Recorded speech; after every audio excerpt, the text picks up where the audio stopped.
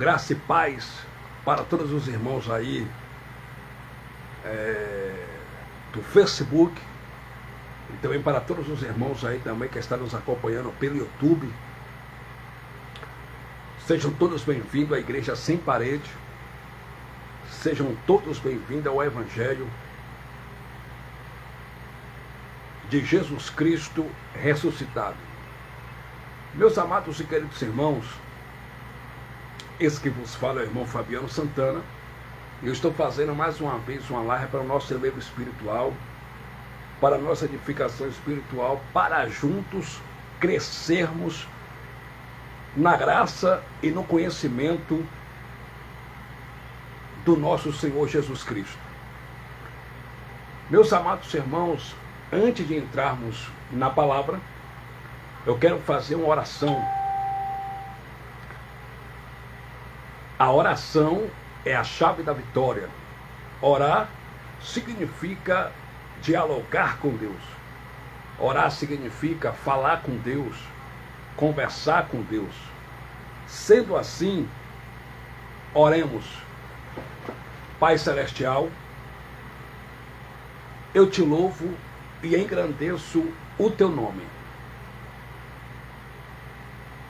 Pai Santo, Paizinho, Pai Justo, Pai, eu quero te pedir perdão pelos meus pecados cometidos, pecado cometido por nome e obras da carne, por pensamento, por palavras, por olhar, por gesto, por atos, por obras, pecados cometidos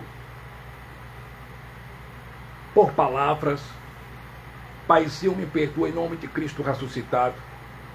Pai, eu engrandeço o teu nome, eu te exalto, eu te louvo, pois acima de ti só está a tua coroa de glória. A honra, a glória e o louvor só pertence eternamente a ti, ó Pai dos Espíritos. Pai, eu oro nesse momento pelas vidas que estão nos hospitais, com câncer, doente, com enfermidades. E eu te peço, Pai, cura essas pessoas segundo a tua vontade, que prevaleça a tua vontade e não a vontade dos homens. Cura essas pessoas. Eu te peço, ó Pai, visita também os moradores de rua, os mendigos, liberta eles, tem misericórdia da vida deles, salva eles no entendimento, faz eles entender o seu amor por eles. Pai, eu oro pelos traficantes de droga para que o Senhor possa salvar eles no entendimento, para que o Senhor possa fazer eles entender o seu amor por eles. Tenha misericórdia da vida deles, ó Pai. Cristo ressuscitado, eu te peço, toma o primeiro lugar, toma a primazia nessa live, para a glória do teu nome. Amém. Meus irmãos, eu vou ler aqui em uma das cartas do apóstolo Paulo no Evangelho, em Efésios capítulo de número 4, e o versículo de número 6 e diante, que diz assim. Efésios capítulo 4, versículo de número 6 e diante, que diz assim: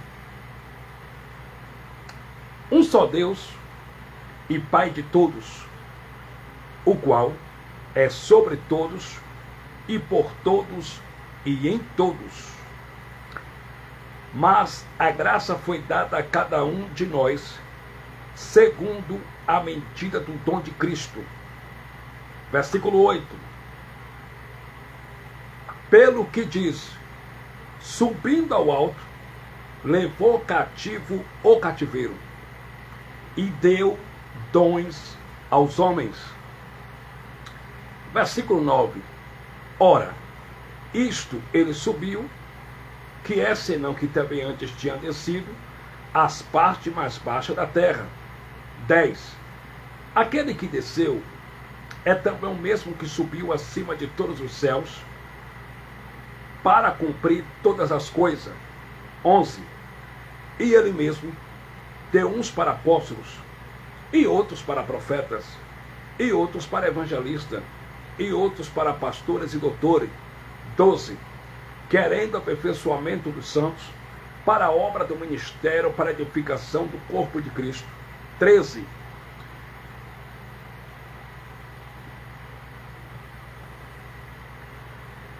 Até que todos cheguemos à unidade da fé e ao conhecimento do Filho de Deus, a varão perfeito, à medida da estatura completa de Cristo. Seja bem-vindo aqui a nossa live evangelista Genilson. Graça e paz. Deus continue te abençoando, meu amado. Eu vou ler mais uma vez 2 versículos apenas. Efésios capítulo 4, versículo 8, que diz assim: pelo que diz, subindo ao alto, levou cativo o cativeiro e deu dons aos homens. Versículo de número 11. E ele mesmo deu uns para apóstolos, e outros para profeta, e outros para evangelistas, e outros para pastores e doutores. Amém. Meus amados irmãos, o pregador dos gentios, o pregador da incircuncisão, o apóstolo Paulo,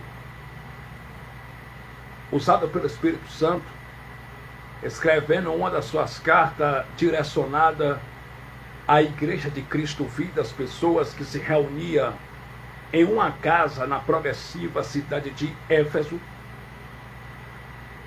O apóstolo Paulo, impelido, usado pelo Espírito Santo, ele disse em Efésios capítulo 4, versículo de número 7 assim: mas a graça foi dada a cada um de nós, segundo a medida do dom de Cristo.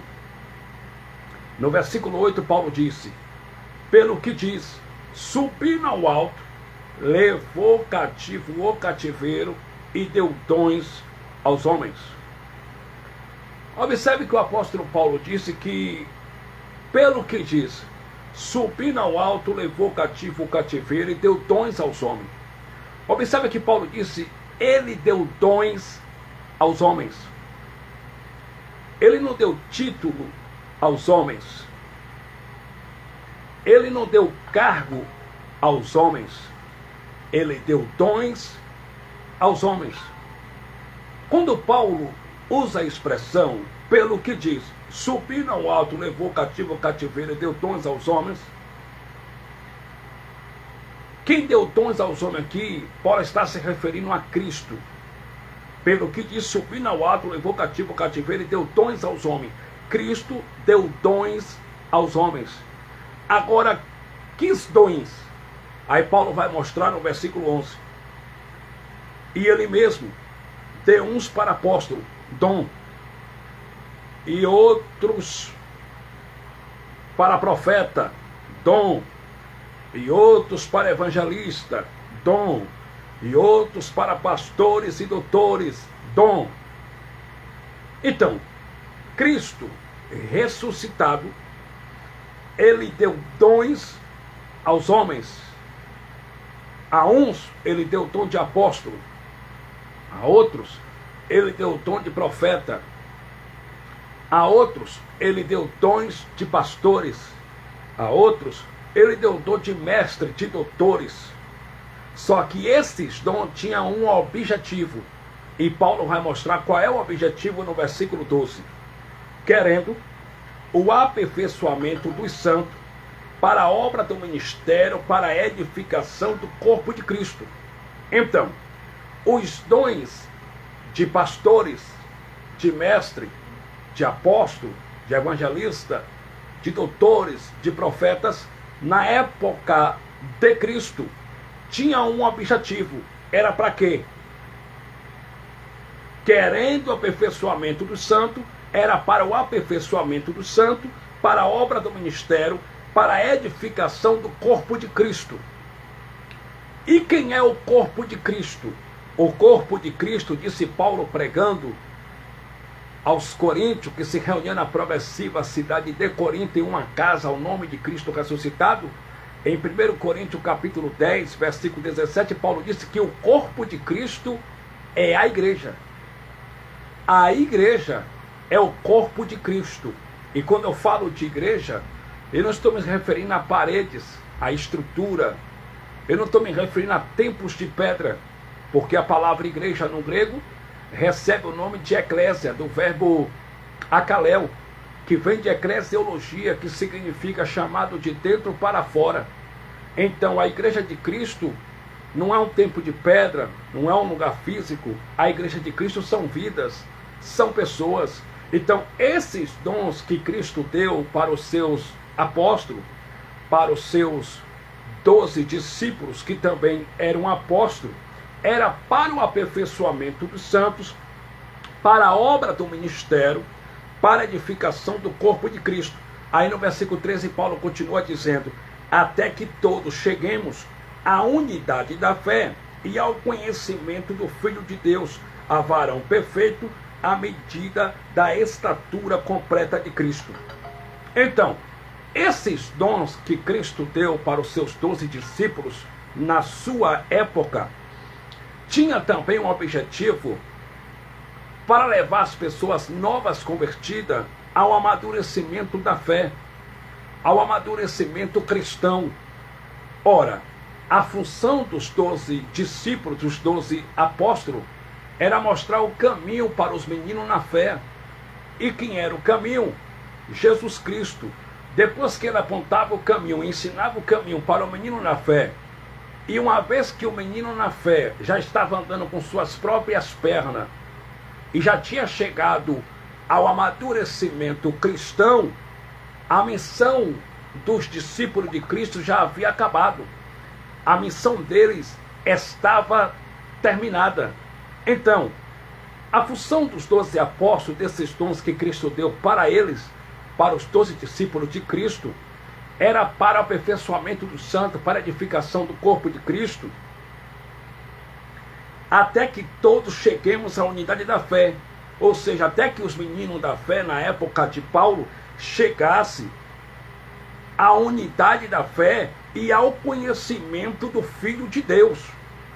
Até que o menino na fé conhecesse quem era Cristo e ao conhecimento do Filho de Deus. Depois que o menino na fé conhecesse quem era Cristo e chegasse a varão perfeito à medida da estrutura completa de Cristo, a missão dos 12 apóstolos tinha acabado, tinha terminado. Porque a missão dos 12 apóstolos não era atrair discípulos para eles. A missão dos 12 apóstolos não era atrair ninguém para ser seus seguidores. A missão dos 12 apóstolos era atrair seguidores de Cristo. Era atrair pessoas para seguir livremente a Cristo e não a eles. Só que Paulo disse que ele deu dons aos homens. Ele não deu cargo aos homens. Ele não deu título aos homens. Ele deu dons aos homens. Esse negócio de pastor como título, evangelista, bispo, bispa, pastora, apóstolo como título nos dias atuais, isso veio de Roma. Quem inventou isso foi a religião católica. A religião católica, ela adulterou as escrituras.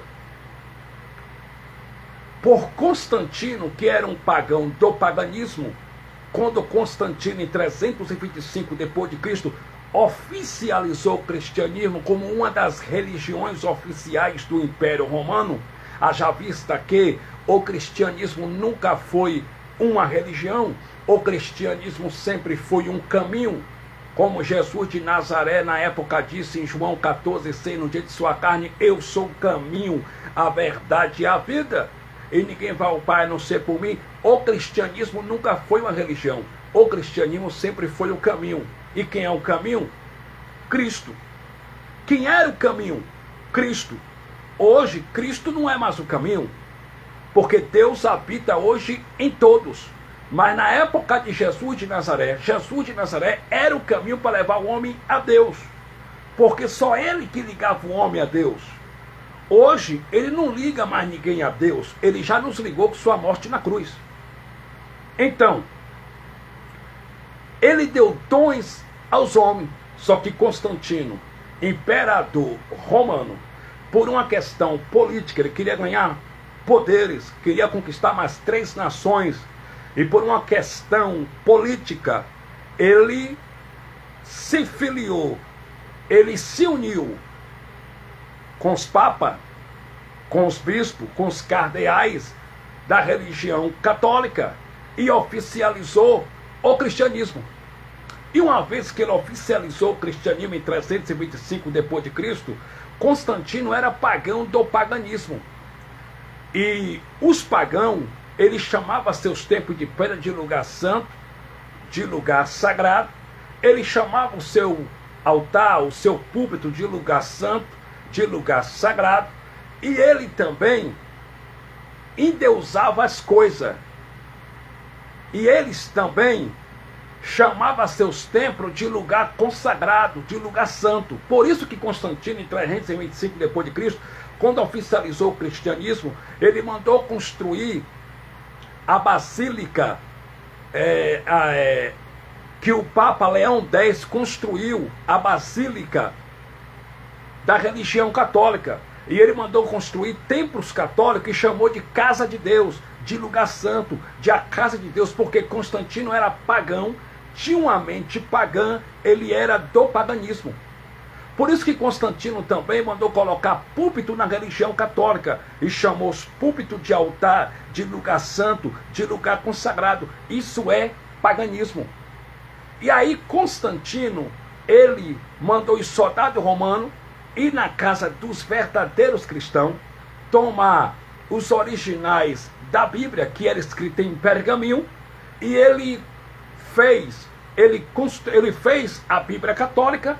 E uma vez que ele fez a Bíblia católica, o padre João Ferreira de Almeida, que era um católico fervoroso, padre da religião católica, ele adulterou a Escritura.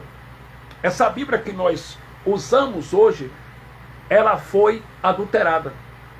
Nem tudo foi adulterado, mas algumas coisas foi adulterado. Por exemplo, aqui diz no Evangelho, Paulo pregando, que Cristo deu dons aos homens. Ele não deu título, não deu cargo. E aí o que aconteceu? A história diz, em 325 depois de Cristo, que Constantino, juntamente com o Papa da religião católica, eles adulteraram. O que na Bíblia é dom, eles transformaram em cargo, eles transformaram em título, para que houvesse uma hierarquia dentro da religião católica. Como hoje, dentro dos templos católicos, há uma hierarquia. Dentro da religião evangélica também tem uma hierarquia. Uns são diáconos, outros são presbíteros, outros são evangelistas, outros são pastores, outros são bispos, outros são apóstolos. Então, isso é hierarquia de homens. E aí Constantino adulterou a Escritura. O padre João Ferreira de Almeida, fazendo um favor para a sua religião católica, adulterou a Escritura, e aquilo que é dom na Escritura, ele colocou como título, colocou como cargo na religião católica. E aí eles implantaram como título e como cargo. Só que pastor nunca foi título, pastor nunca foi cargo, presbítero nunca foi cargo, evangelista nunca foi cargo, nunca foi título. São dons que Deus deu para os seus 12 discípulos, que Jesus de Nazaré deu para os seus 12 discípulos, na sua época, para eles pregarem o Evangelho, para eles mostrarem para as pessoas o caminho que era Jesus de Nazaré, que ligava, que conduzia o homem até o Pai, até a Deus. Então Paulo agora, cheio do Espírito Santo, depois que foi arrebatado até o terceiro céu, quando Paulo voltou do arrebatamento lá no terceiro céu, pregando a irmandade aos irmãos que se reuniam em uma casa na progressiva cidade de Éfeso, Paulo disse em Efésios capítulo 4, versículo 8, pelo que diz, subindo ao alto, levou o cativo ao cativeiro e deu dons aos homens. Ele não deu título aos homens, ele não deu carga aos homens, ele deu dons.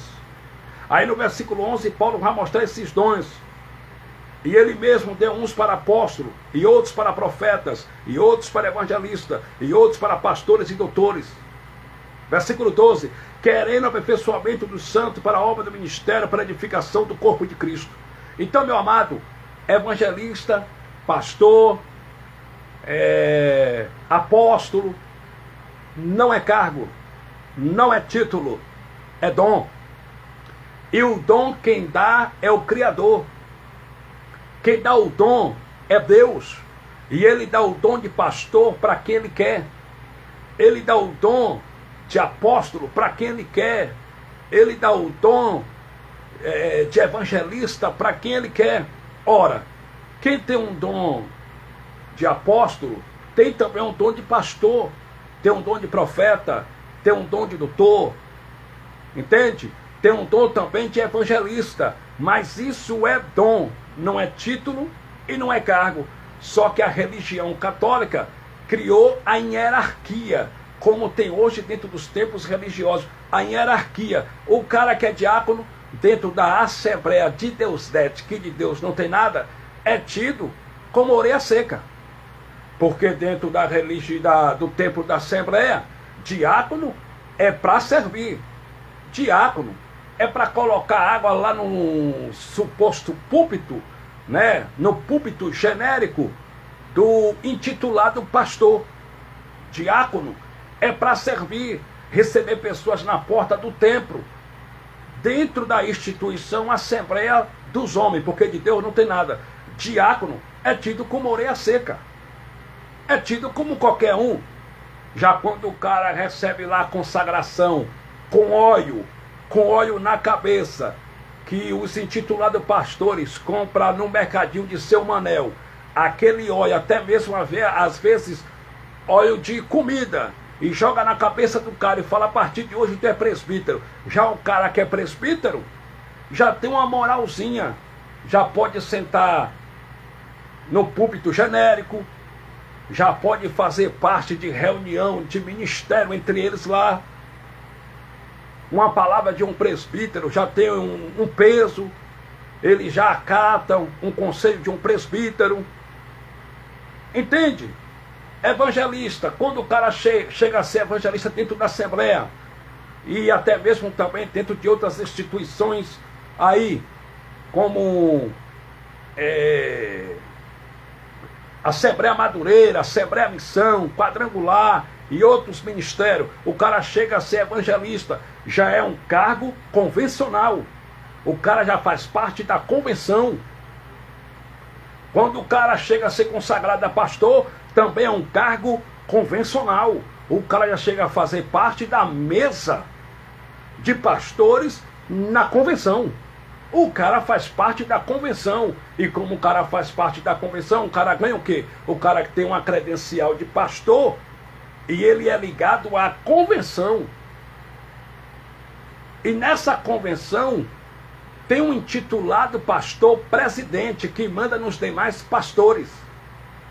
E esse pastor presidente, que é chamado de pastor presidente da convenção, ele dá ordem para os pastores fazer aquilo que ele quer que os pastores façam. É ele que dá ordem nos pastores. Eles dizem para os pastores: cobre dízimo. Os pastores têm que cobrar dízimo. Eles falam para os pastores: faça campanha para arrancar dinheiro do povo. Os pastores têm que fazer campanha para arrancar dinheiro do povo. Eles falam para os pastores: acabe com o culto de criança porque não está entrando muito dinheiro. Aí os pastores vão lá e acabam com o culto de criança porque não está entrando muito dinheiro. Então, o intitulado pastor presidente manda nos demais. Há uma hierarquia. Há uma hierarquia. Dentro da religião, há uma hierarquia. E há uma acepção de pessoa. O diácono é maior do que o presbítero. O evangelista, ou seja, o presbítero é maior do que o diácono. O evangelista, por sua vez, é maior do que o presbítero. O pastor é maior do que o evangelista e do que o presbítero. Entende?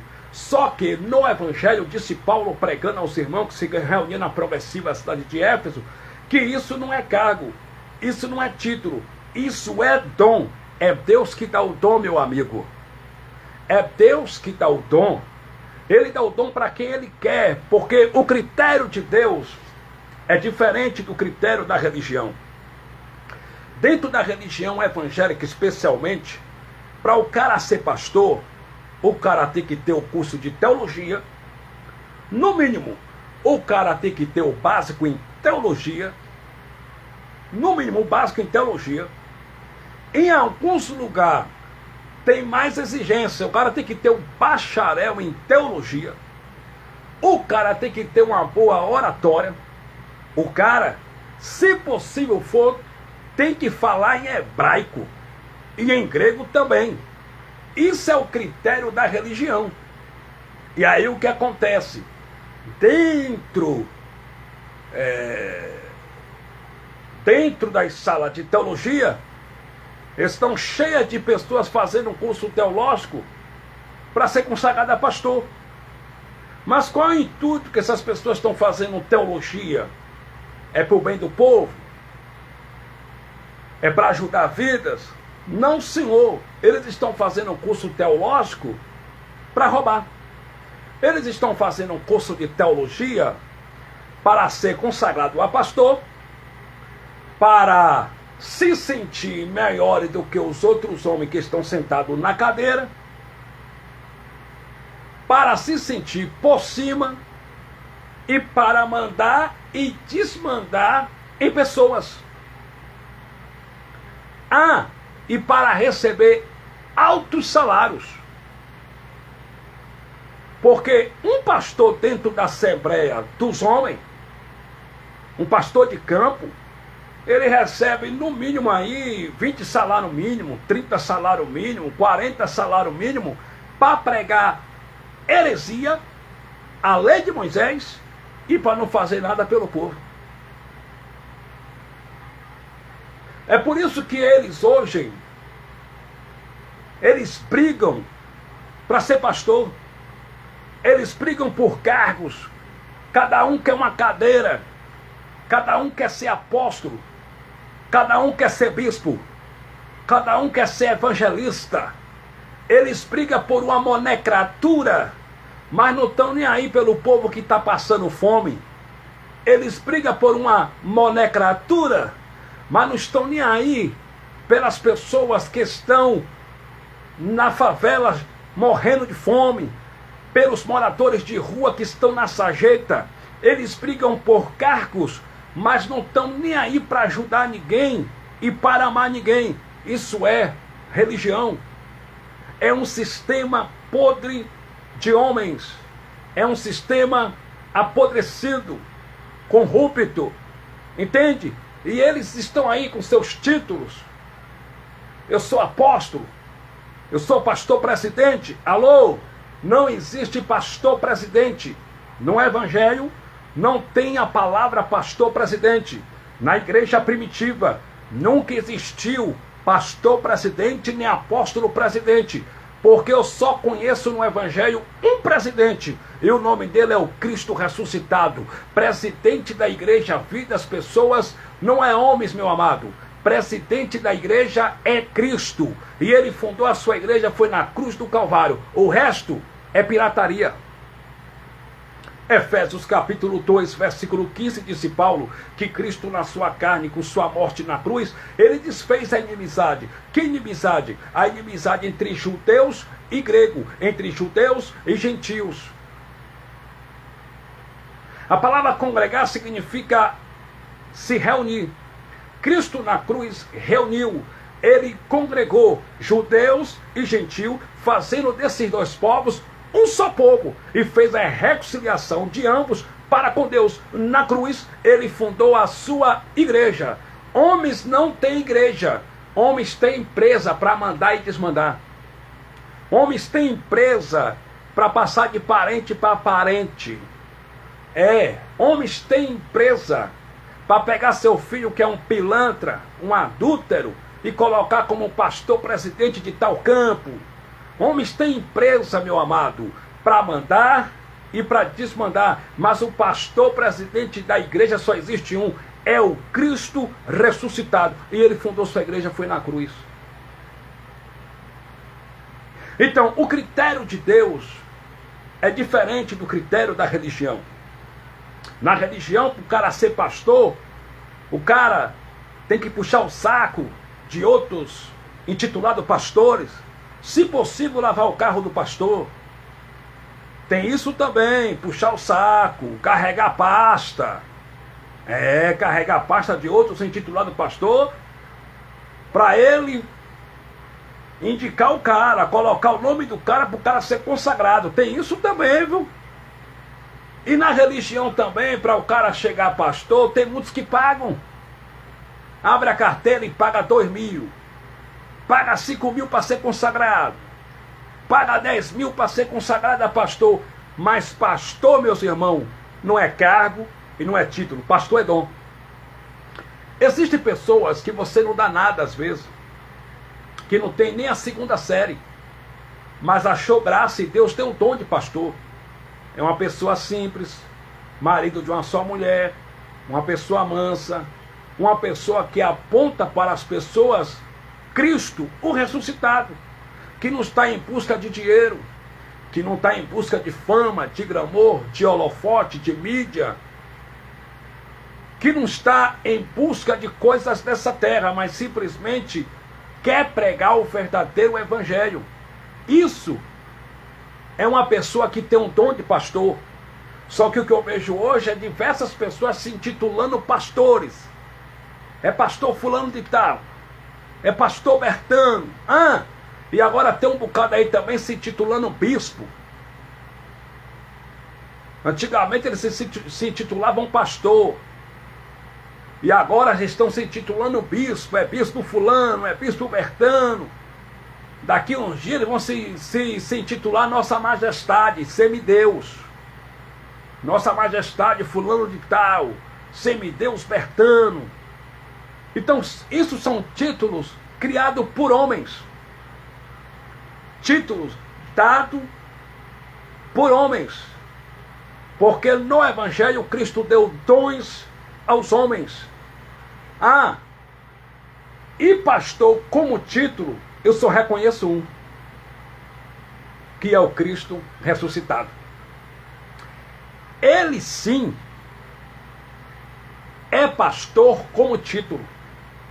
No livro histórico de João, capítulo 10, a saber, o versículo de número 12, Jesus de Nazaré, certa feita, pregando no dia de sua casa, ele disse assim: eu sou o bom pastor, e o bom pastor dá a sua vida pelas ovelhas. Ele deu sua vida pelas ovelhas, que foi judeu de origem judaica na cruz, ou não deu? Ele deu. Ele deu sua vida pelas ovelhas na cruz do Calvário. Aí ele disse, mas o assalariado, o mercenário, que também não é pastor, de quem também não pertence às ovelhas, quando ele vê o lobo, ele foge e deixa as ovelhas com o lobo, e o lobo as destrói e dispersa. Então, pastor como título só existe um, meu amado, Cristo. Ele disse, eu sou o bom pastor. Ele que é pastor. Irmão Fabiano Santana, e o resto são ladrões e salteadores. Olha o que Jesus de Nazaré disse no livro histórico de João, capítulo de número 10, e o versículo de número 8. Eu vou ler para você. Livro histórico de João, capítulo 10, versículo 8. Olha o que Jesus de Nazaré disse.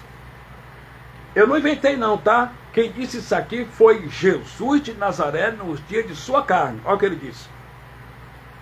Todos quanto vieram antes de mim são ladrões e salteadores, mas as ovelhas não os ouviram. Como é que é Jesus? Olha o que ele disse. Todos que vieram antes de mim são ladrões e salteadores, mas as ovelhas não os ouviram. Então, meus amados, Foi Jesus de Nazaré que disse nos dias de sua carne: todos que vieram antes de mim são ladrões e salteadores. O problema é que existem pessoas chamando de ungido de Deus a quem Jesus chamou de ladrão. São ladrões e salteadores.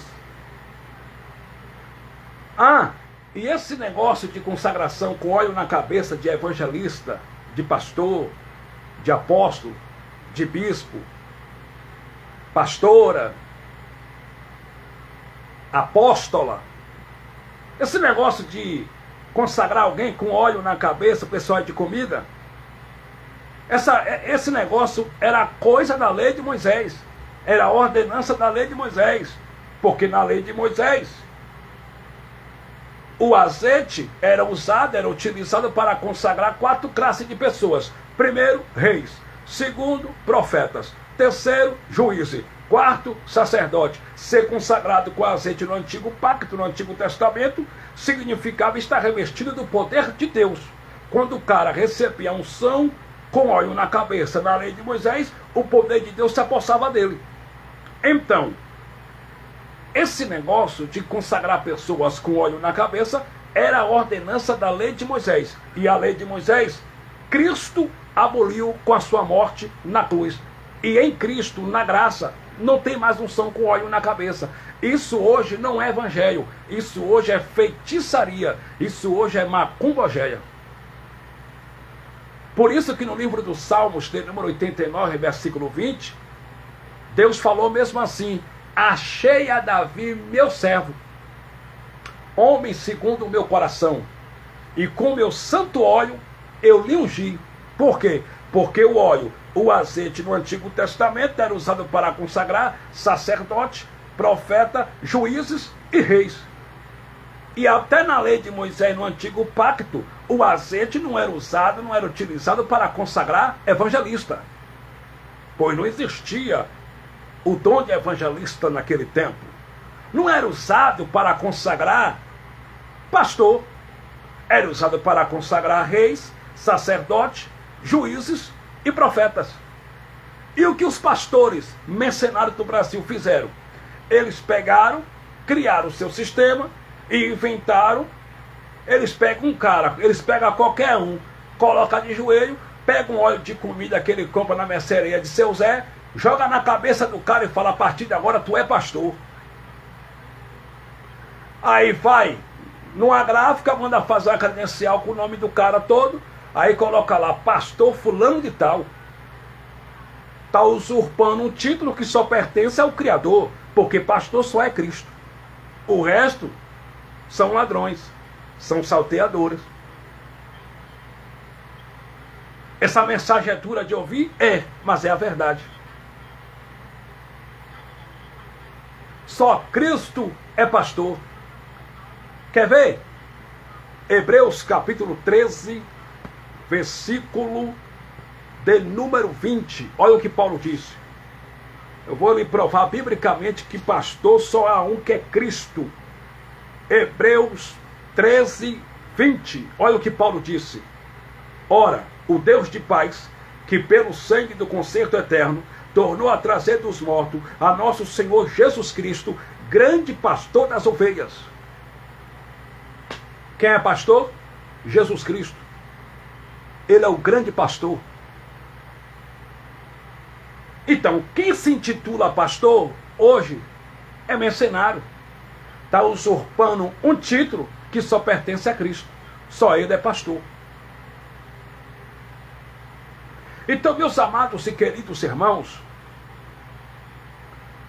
segundo a religião, para o cara ser pastor, o cara tem que ter teologia. Mas Paulo, quando fazia parte da religião judaica, do judaísmo, ele fez 15 anos de teologia ao pé do doutor Gamaliel, que era doutor da lei. E Paulo era poliglota, conhecia o grego koiné. Paulo falava diversos idiomas. Mas depois que Paulo foi arrebatado até o terceiro céu, quando voltou de lá pregando a igreja que se reunia em uma casa na progressiva cidade de Filipos, Olha o que Paulo disse em Filipenses capítulo 3 e o versículo de número 6. Filipenses capítulo 3 e o versículo de número 6. Olha o que Paulo disse. Segundo o zelo perseguidor da igreja, já segundo a justiça que há na lei, irrepreensível. Versículo 7.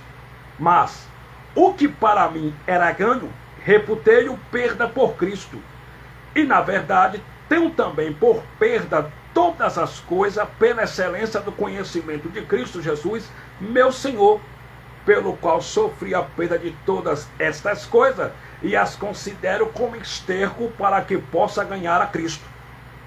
Depois que Paulo foi até o terceiro céu e recebeu as insondáveis revelações do Evangelho da graça do Cristo, o ressuscitado, aquele que morreu e ao terceiro dia ressuscitou, Paulo pregando para os filipenses e para os irmãos que se reuniram na progressiva cidade de Filipe, ele considerou o curso de teologia dele, o conhecimento que ele tinha, que ele adquiriu quando ele fazia parte da religião judaica, 15 anos aos pés de Gamaliel, e ele considerou também os títulos que ele tinha na religião judaica, e ele considerou também a religião judaica como esterco, como cocô. E ele disse que também considerou o conhecimento que ele tinha como esterco para que ele pudesse ganhar a Cristo. Ou seja, Paulo, ele era teólogo, passou 15 anos aos pés de Gamaliel, ele conhecia tudo, conhecia a lei de cor e salteado, ele era da tribo de Benjamim, fariseu dos fariseus. Paulo, ele conhecia tudo, conhecia o grego koiné. Depois que ele vai até o terceiro céu, que ele volta, ele diz: eu considero todo esse conhecimento como perda para ganhar a Cristo, diante das insondáveis revelações do Cristo ressuscitado. É porque os caras aí se intitulam teólogo, professor da escola dominical, professores de teologia. O cara estuda 5 anos teologia para olhar para a igreja de Cristo e dizer: quem não dá dízimo está roubando a Deus. Eles fazem teologia para exibir seus anéis, e, né, porque eles são senhores dos anéis. Eles exibem seus anéis para se sentir melhores do que os outros. E dizem: eu sou bacharel em teologia, eu sou PhD em teologia, eu sou teólogo, eu fiz curso de grego, curso de hebraico, de aramaico, eu conheço tudo. O cara faz 5 anos de teologia para pregar mentira, para olhar para a igreja de Cristo e dizer que dízimo é dinheiro, e que quem não dá o dízimo está debaixo de maldição. Se quem não dá o dízimo está debaixo de maldição, o que é que Jesus foi fazer na cruz? Porque o profeta Isaías, usado pelo Espírito de Deus, disse em Isaías capítulo 53, versículo 4, ele verdadeiramente levou sobre si todos os nossos pecados, todas as nossas dores, todas as nossas maldições. Se ele levou fim de papo e acabou, meus irmãos. Não há maldição na sua vida. Os pastores dizem: quem não dá o dízimo está debaixo de maldição. Que maldição? Que Paulo, quando voltou do terceiro céu, pregando para a igreja em Roma, que se reunia em uma casa na progressiva cidade de Roma, Paulo disse em Romanos capítulo 8, portanto agora nenhuma condenação há para aqueles que estão em Cristo Jesus. Eu quero que você entenda, não há condenação na sua vida. Se não há condenação, também não há maldição. Que maldição? Que disse Paulo pregando para os galateios, para os gaulenses, em Gálatas capítulo 3, versículo 13 e 14, Paulo disse: Cristo nos resgatou da maldição da lei, pois escrito está: maldito todo aquele que fosse pendurado no madeiro. Alô? Cristo se fez maldito por nós na cruz do Calvário.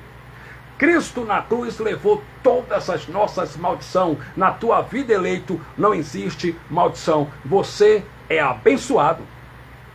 Mas os pastores dizem: quem não dá o dízimo está debaixo de maldição. Mas isso é uma falácia, isso é uma heresia, isso é uma astúcia para prender pessoas e para fazer as pessoas dar dinheiro para eles. Porque no Evangelho não existe isso. Jesus não pregou isso. Nem os ministros da circuncisão, Pedro, Tiago, João, Felipe, pregaram isso. Paulo também, ministro da incircuncisão, pregador dos gentios, também não pregou isso. Então isso é uma heresia, isso é uma falácia, isso é uma astúcia. Eles estudam 5 anos de teologia para olhar para a igreja de Cristo e dizer: tem que dar o dízimo, tem que ser dizimista fiel. Se você não dá o dízimo, você vai para o inferno. Se não dá o dízimo, não vai para o inferno. Vocês vão para o inferno. Como que eles fossem dono do céu. Se não dá o dízimo, você vai para o inferno. É isso que os pastores pregam. Mas que inferno, meu irmão? Porque a palavra inferno, em todos os dicionários, significa sepultura. E para a sepultura, todos nós iremos um dia. Todos vocês um dia vão para o inferno. Inclusive eu também vou para o inferno. Porque a palavra inferno, no hebraico, é Sheol, que quer dizer mundo dos mortos, sepultura. A palavra inferno, no grego, recebe o nome de Geena, que também quer dizer sepultura. Em todos os dicionários, a palavra inferno quer dizer sepultura. Só na religião que inferno é um lugar aonde a pessoa vai queimar eternamente e vai gritar: me tira daqui, me tira daqui, me tira daqui, eternamente.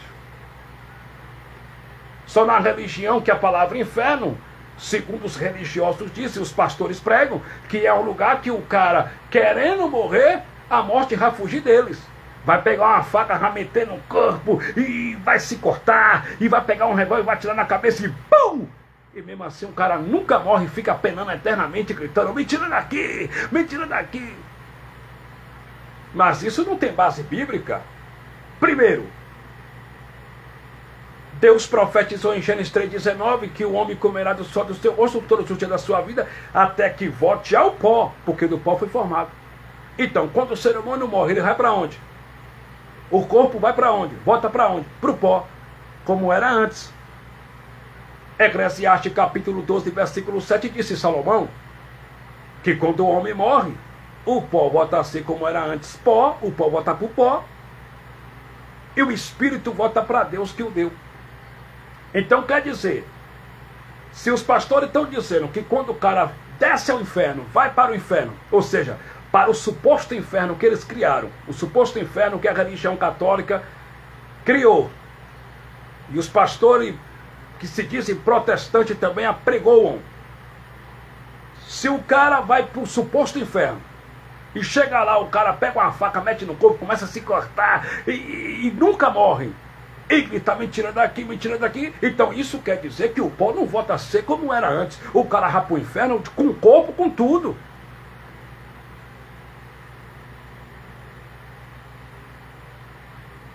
Por quê? Porque se o cara pegar uma faca e meter, o cara vai pegar uma faca e vai meter aonde? No seu corpo, na sua carne. E ele diz que o cara nunca morre, não tem descanso nem de dia nem de noite, fica gritando: me tira daqui, me tira daqui. Então isso quer dizer que quando o cara morre, vai para o inferno com o corpo, com tudo. Mas isso também é uma falácia, é uma heresia, porque a Bíblia diz que quando o ser humano morre, ele volta para o pó, porque ele veio do pó, ele volta a ser o que era antes, pó. O pó volta para o pó.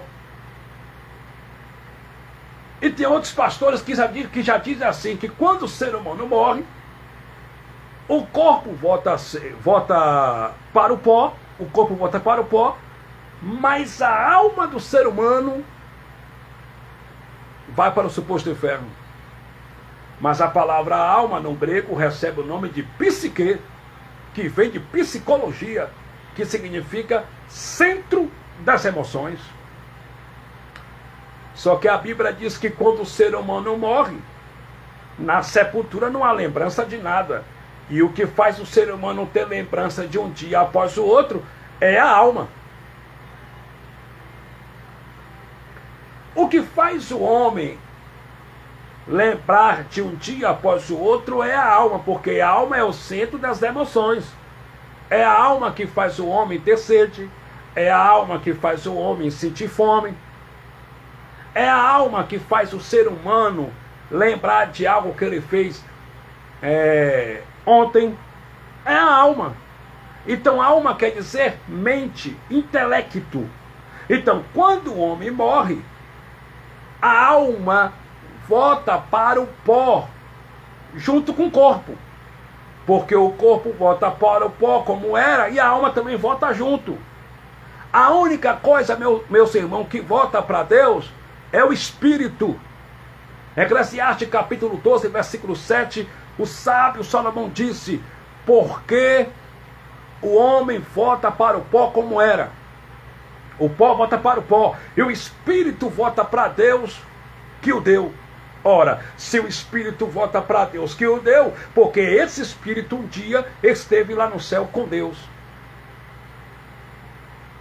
Então, só esse capítulo, esse versículo aí, derruba essa falácia inventada pela religião. Porque inferno não quer dizer um lugar onde a pessoa vai queimar eternamente. A palavra inferno quer dizer sepultura. Aí tem uns que falam: mas Jesus, quando morreu e ressuscitou, ele foi às partes mais baixas da terra, e ele foi até o inferno, e tomou a chave do inferno na mão de Satanás, e foi até o inferno. Ele tomou a chave do inferno e da morte na mão do tal Satanás, e depois ele foi para o céu. Mas a palavra inferno quer dizer sepultura. Quando Cristo ressuscitou, ressuscitado, ele foi na sepultura pregar os espíritos pregar os espíritos que estavam retidos na sepultura antes da cruz, que morreram sem misericórdia segundo a lei de Moisés. Ele foi na sepultura pregar os espíritos que morreram antes da cruz segundo a lei de Moisés, que morreram sem misericórdia. E depois que ele fez isso, ele foi e entrou no céu. Ele não foi nesse suposto inferno de fogo criado pela religião. Porque a palavra inferno quer dizer sepultura. Então, os camaradas que se intitulam pastor, os intitulados pastores do Brasil, eles estudam 5 anos de teologia para olhar para a igreja de Cristo e dizer: quem não dá o dízimo vai para o inferno. Mas inferno quer dizer sepultura, e todos nós iremos para o inferno. Todos nós um dia iremos para a sepultura. E tem outros que dizem assim: quem não dá o dízimo está roubando a Deus. Mas roubando o que de Deus? Se Paulo pregando disse em Atos capítulo 17, versículo 24 e 25, que o Deus que fez os céus e a terra, sendo o Senhor do céu e da terra, ele não habita em templo feito por mãos humanas, nem tampouco pode ser servido por mão de homem nenhum, como que necessitasse ou precisasse de alguma coisa. Deus nunca foi servido e não é servido por mão de homem nenhum, como que precisasse ou necessitasse de alguma coisa. Você não deve nada para Deus. Cristo pagou tudo na cruz, fim de papo, e acabou. Quando ele disse tetelestai, está pago, está consumado. Como você não deve nada para Deus, então você não está roubando a Deus.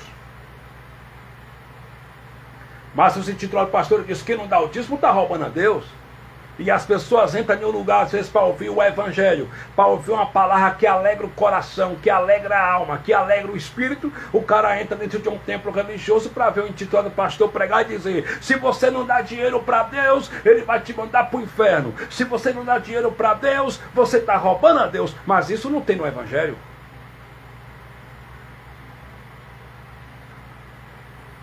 Porque o dízimo, em primeiro lugar, nunca foi dinheiro. O dízimo sempre foi alimento. E em segundo lugar, no livro de Malaquias, quem estava roubando a Deus no dízimo e nas ofertas não foi o povo de Israel.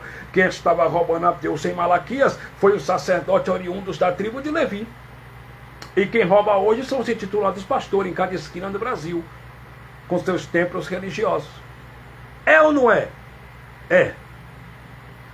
Malaquias capítulo 1 está escrito: peso da palavra do Senhor por intermédio do ministério do profeta Malaquias, para Israel. Então o livro de Malaquias foi uma sentença de Deus contra a nação de Israel, contra o povo de Israel. A pergunta que não quer calar é: você é judeu?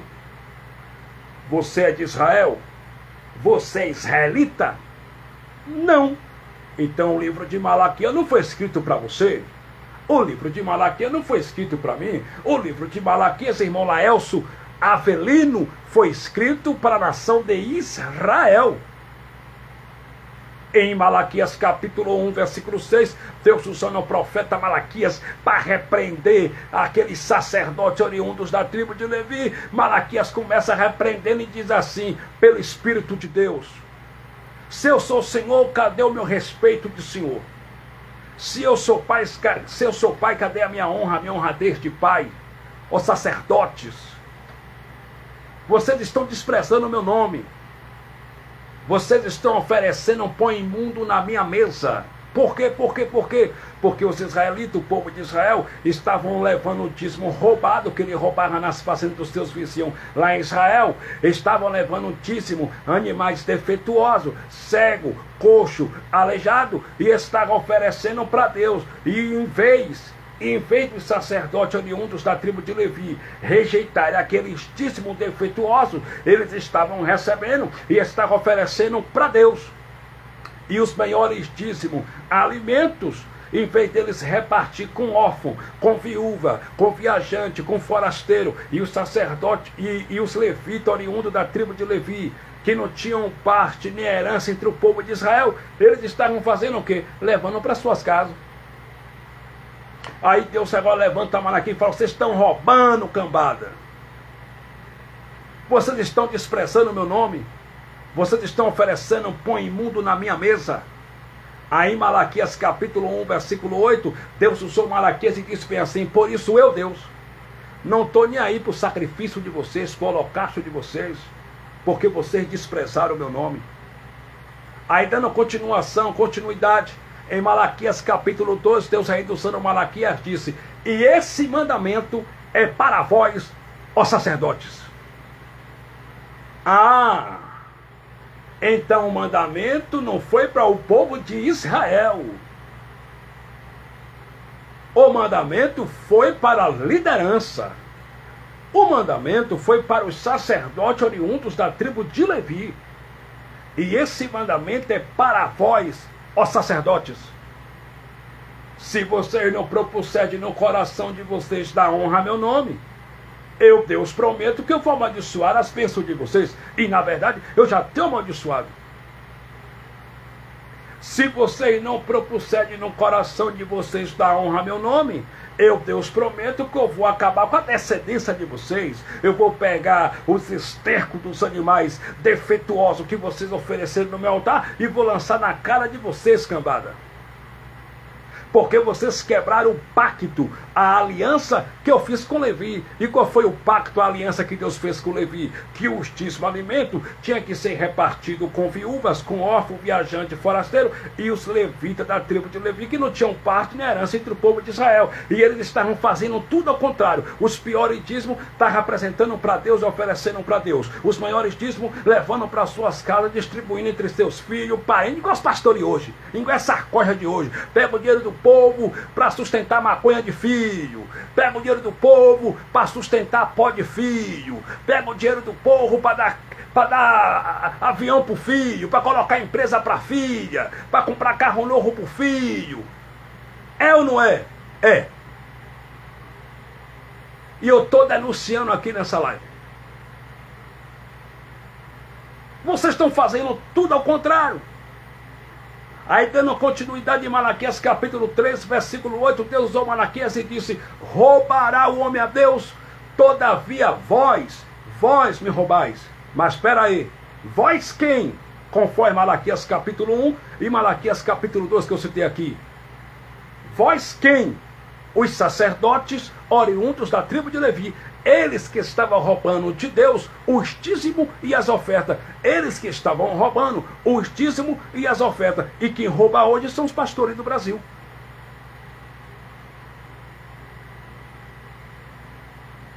Versículo 10. Trazei todos os dízimos à casa do tesouro para que haja mantimento. Aonde ficava a casa do tesouro?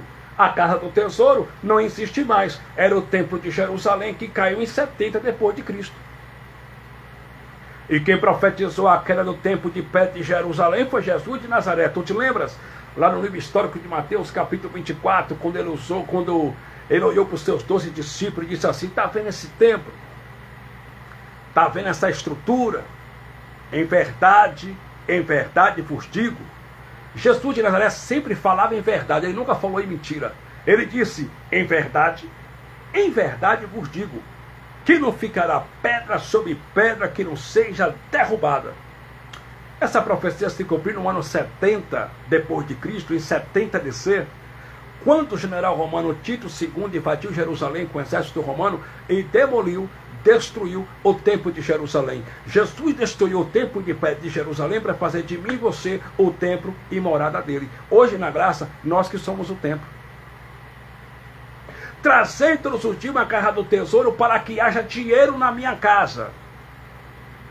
Para que haja ouro na minha casa. Para que haja ar-condicionado. Para que haja banco e cadeiras cocheadas para os pastores sentar no púlpito. Para os pastores comprarem água de coco, colocar no púlpito quando for pregar, tomar água de coco. Para que haja dinheiro na minha casa. Está escrito assim? Não, Senhor. Está escrito assim. Malaquias capítulo 3, versículo 10. Trazei todos os dízimos à casa do tesouro, que era o templo de Jerusalém, que não existe mais, para que haja mantimento na minha casa. A pergunta que não quer calar é: mantimento é dinheiro ou alimento? Alimento. Era para que não faltasse comida para sustento dos órfãos, dos levitas, dos viajantes, dos forasteiros e dos levitas da tribo de Levi, que não tinham parte nem herança entre o povo de Israel. E depois fazei prova de mim, diz o Senhor dos Exércitos, ó Israel, se eu, Deus, não vos abrir a janela do céu e não derramar sobre vós uma bênção tal que dela vos advenha a maior abastança. E os crentes aí, sem conhecimento, vivem fazendo prova de Deus. Eu estou fazendo prova com papai. Como é que é, meu irmão? Eu estou fazendo prova com papai. Prova como? Não, o pastor disse que se eu der meu dízimo, meus 10%, eu posso fazer prova com papai. E eu vou fazer prova com papai, para papai abrir a porta para mim. E papai nunca abre a porta. Porque Deus não mandou eu fazer prova dele.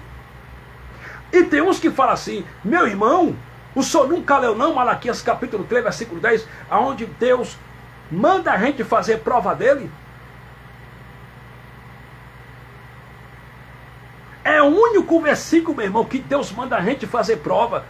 E a única vez que Deus manda a gente fazer prova dele é no dízimo. Nós temos que ser dizimista fiel da casa de papai. Porque a casa de papai precisa. Mas segundo Malaquias capítulo 3, versículo 10, Deus não mandou eu fazer prova dele. Deus mandou os judeus. Deus mandou o povo de Israel fazer prova dele. E depois fazer prova de mim, ó Israel. Se eu, Deus, não vos abrir a janela do céu e não derramar sobre vós uma bênção tal que dela vos advenha a maior abastança. Aquela bênção não era jatinho, não era apartamento, não era ser empresário, não era ser empresária, não era carro importado, não era riqueza materiais. Aquela bênção era a chuva seródia e a chuva temporã para que molhasse as plantações, o plantio dos judeus, do povo de Israel, para que eles continuassem levando para a casa do tesouro, que era o templo de Jerusalém, que não existe mais, o dízimo alimento para sustento dos órfãos, viúvos, etc. E o único local, o único lugar que o povo de Israel tinham que entregar o dízimo alimento era na casa do tesouro. Era no templo de Jerusalém. Eles não poderiam entregar o dízimo alimento em nenhum outro local, em nenhum outro lugar. E a pergunta que não quer calar é: aonde tem um templo de Jerusalém aqui no Brasil para você entregar dízimo?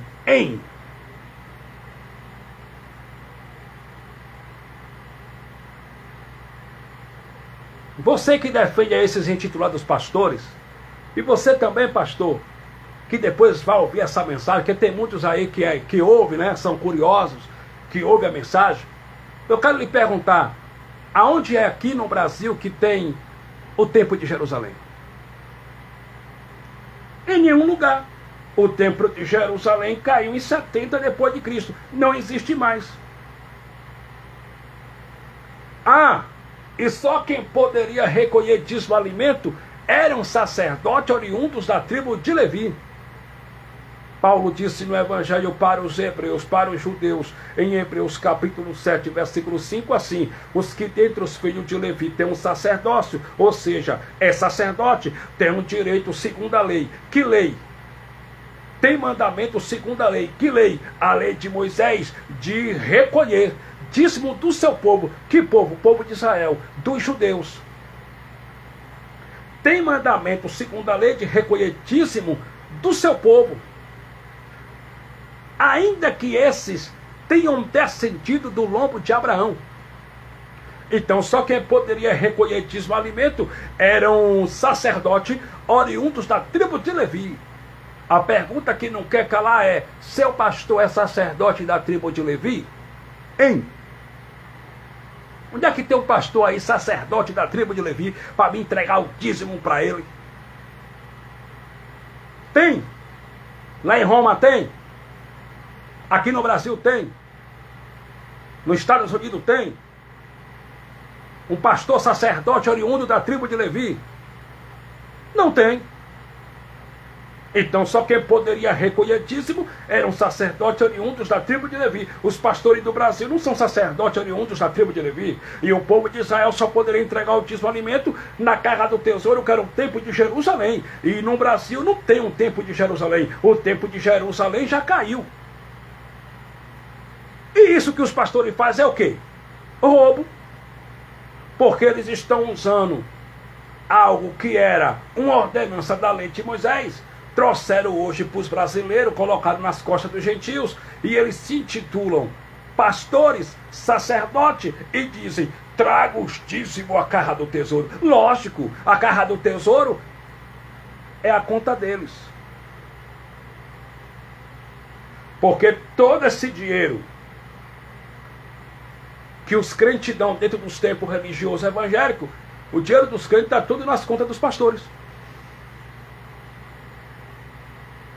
É por isso que eles estão ricos. Porque o dinheiro dos irmãos está na conta deles. Eles não ajudam órfão, eles não ajudam a viúva, eles não ajudam catador de latinha, eles não ajudam ninguém. Enquanto esses intitulados pastores estão comprando avião, a viúva que frequenta o templo religioso dele está morrendo porque não tem 4 mil reais para pagar uma cirurgia. Eles são cruéis. Eles não têm pena de ninguém. E depois fazei prova de mim. Deus mandou os judeus fazerem prova. Não eu, não você. E por amor de vós, ó Israel, Malaquias capítulo 3, versículo 11, eu, Deus, prometo que vou repreender o devorador, o migrador, o cortador e o gafanhoto. Que os pastores transformaram o devorador em demônio, né? Eles chamam o devorador de demônio. Mas a Bíblia diz em Joel capítulo 1, versículo 4, que houve uma praga de gafanhoto sobre a nação de Israel. E a Bíblia diz em Joel capítulo 1, versículo 4, que o que ficou do devorador, o migrador comeu. O que ficou do migrador, o gafanhoto comeu. E o que ficou do gafanhoto, o devorador comeu. Então, devorador é um inseto que come frutos da terra. Devorador nunca foi demônio. Por quê? A pergunta que não quer calar é: demônio come frutos da terra? Não. Esse suposto Satanás, esse suposto demônio aí, criado por Roma, ele come fruto da terra? Não. Demônio não come fruto da terra. O que é que os pastores fizeram?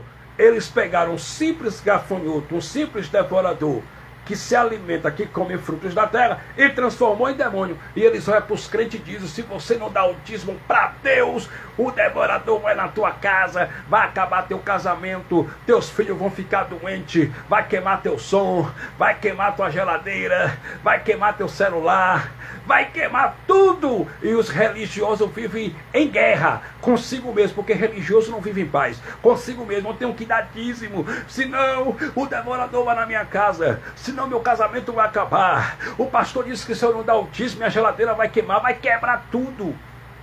Meu casamento vai por água abaixo, a minha saúde vai por água abaixo. Mas eu conheço diversos dizimistas, eu conheço diversos irmãos que são dizimistas fiéis, que dão dízimo, e mesmo assim a sua geladeira está queimada. Eu conheço pessoas que dão dízimo e que só andam doentes nos hospitais. Eu conheço pessoas que são dizimistas, que seus filhos estão nas drogas. Eu conheço pessoas que dão dízimo e só andam de mal a pior. Agora, por quê?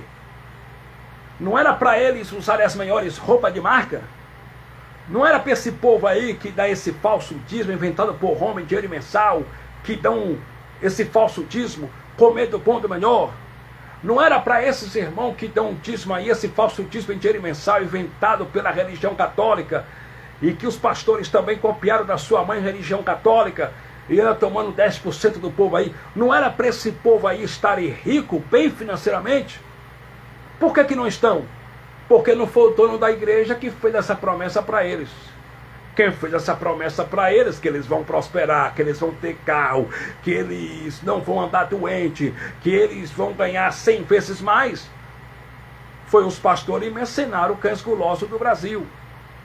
E no conto desse falso dízimo em dinheiro mensal, só quem enriquece são os pastores. Os membros vivem em miséria. Os membros, muitos moram na rua. Os membros andam doentes. Quando o pastor cai doente desse aí, ele vai para o melhor hospital. Você está brincando? Ele não vai para posto de barro pelo SUS, não. Ele vai para os melhores hospitais. Eles pagam tratamento de 10, 15 mil, 30 mil, 50 mil para eles. Quando os membros ficam doentes, vão pegar fila nos postos de saúde pelo SUS e às vezes não é nem atendidos. Então, em cima desse falso dízimo em dinheiro mensal, meus amados, só quem enriquece são os falsos pastores. Só eles compram aviões, só eles compram jatinho, compram apartamento, compram carros importados, só eles. Porque eles são cães gulosos, são ventres preguiçosos, o Deus deles é o ventre, são mercenários. Olha o que o profeta Ezequiel, usado pelo Espírito de Deus, a gente já vai encerrar essa live. Nós vamos encerrar com uma oração. Isso aqui foi uma analogia no tempo do profeta Ezequiel. Olha essa analogia que Deus usou o profeta Ezequiel para profetizar no Antigo Pacto, no Antigo Testamento. Os profetas de Deus do Antigo Testamento já denunciavam os pastores mercenários, os lobos. Olha o que diz Ezequiel capítulo 34, a epígrafe, profecia contra os pastores infiéis de Israel. Olha o que está escrito. E veio a mim a palavra do Senhor dizendo: 2. Filho do homem, profetiza contra os pastores de Israel. Profetiza e dizem aos pastores: assim diz o Senhor Jeová, ai dos pastores de Israel, que se apacentam a si mesmo, e não apacentarão os pastores e as ovelhas. Ai dos pastores de Israel, que se apacentam a si mesmo, não apacentarão os pastores e as ovelhas. Versículo 3. Olha o que os pastores mercenários, cães gulosos, estavam fazendo na época do profeta Ezequiel. Versículo 3. Comeis a gordura e vos vestis da lã. Isso aqui é uma analogia profética. Era uma analogia na época do profeta Ezequiel, uma mensagem profética. Comeis a gordura e vos vestis da lã, e degolais o cevado, mas não apacentais as ovelhas. Aí Ezequiel vai mostrar o que essa corja estava fazendo, que é a mesma coisa que essa corja de pastor e mercenário fazem hoje. Olha, Ezequiel 34, versículo 4. Olha o que Ezequiel disse que os pastores estavam fazendo com as ovelhas. A fraca não fortaleceste. É o que acontece hoje dentro dos templos religiosos. As ovelhas fracas, os pastores não fortalecem. Eles não ajudam. A fraca não fortaleceste. E a doente não curaste. É o que acontece hoje. E a quebrada não ligaste. E a desgarrada não tornaste a trazer. É o que acontece hoje. Muitos irmãos que frequentam esses templos religiosos, se ficarem sem ir no templo uma semana, 2 semanas, eles não estão nem aí. Se o irmão ficar doente também, eles não estão nem aí, porque o amor deles é no bolso do povo. O amor deles é no dinheiro do povo, e não pelo povo. Eles gostam muito de real. Vamos lá. E a desgarrada não tornaste a trazer, e a perdida não buscaste, mas dominais sobre elas com rigor e dureza. Os pastores na época do profeta Ezequiel estavam dominando sobre as ovelhas de Cristo com rigor e dureza. E os pastores hoje também dominam o povo com rigor e dureza. Se não dá o dízimo, vai para o inferno. Se não dá o dízimo, está roubando a Deus. Se não dá o dízimo, o nome está riscado no livro da vida. Se não dá o dízimo, não canta aqui dentro. Claro, é empresa, né? Se não dá o dízimo, não senta no púlpito. Claro, é empresa. Se não dá o dízimo, não prega aqui hoje. É empresa. Para cima desses vira-lata, desses canalha, de terno e gravata, que usam o nome de Deus para enriquecer. São canalhas, são vira-latas. Eu estou por dentro dessa malandragem toda, rapaz. Eu estou por dentro dessa malandragem toda desses caras. São pilantras, mercadores da fé. Eles não têm temor de Deus. O sistema religioso está montado em mamon, no dinheiro. É uma verdadeira vendiagem. Se vende bala ungida, aqui de ungida não tem nada.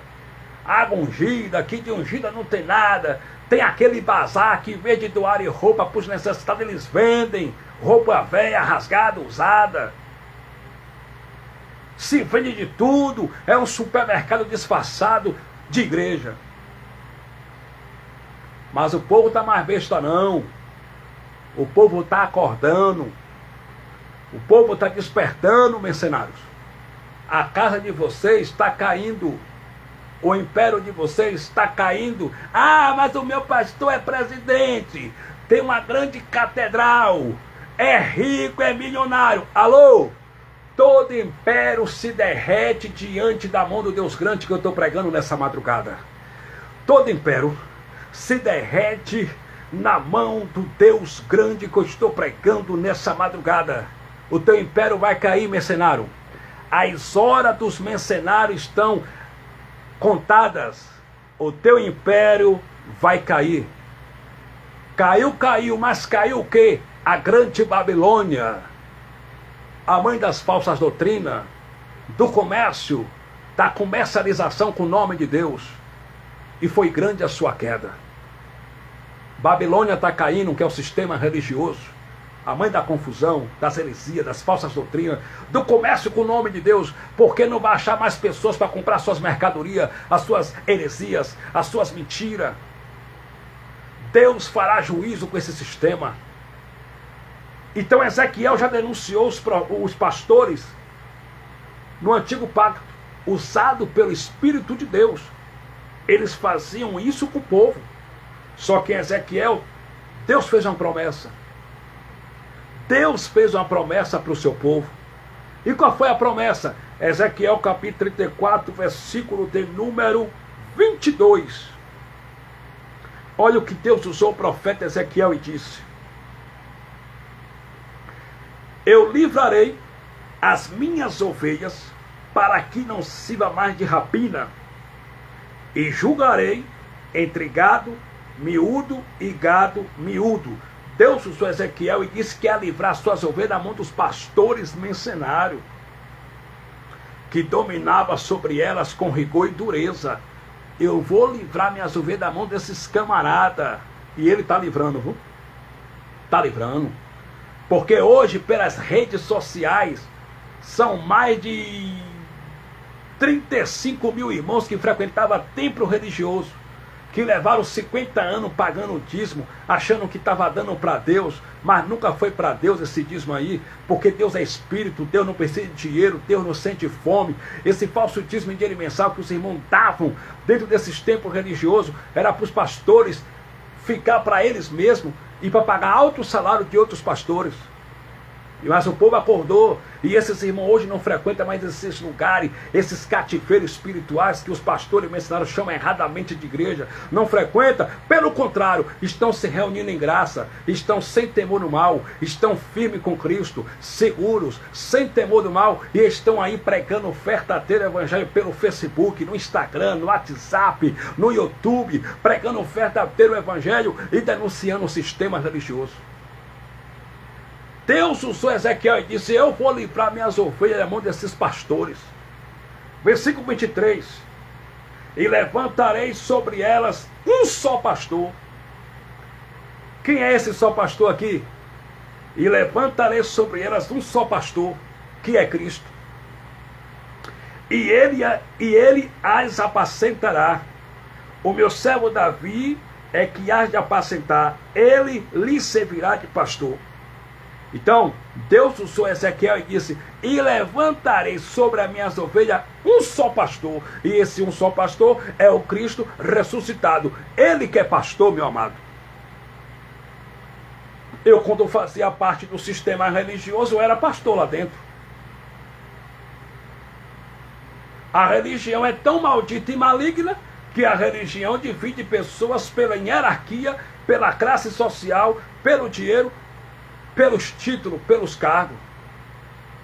Eu chegava com minha esposa nos templos religiosos, em festividade, congresso. Às vezes, o intitulado pastor lá convidava um pregador para pregar. Como eu chegava com minha credencial de pastor, né? Quando eu fazia parte do sistema religioso, eu chegava nas portas dos templos religiosos com minha credencial de pastor. Dava para o porteiro entregava na mão do intitulado pastor, o pastor dizia: o quê?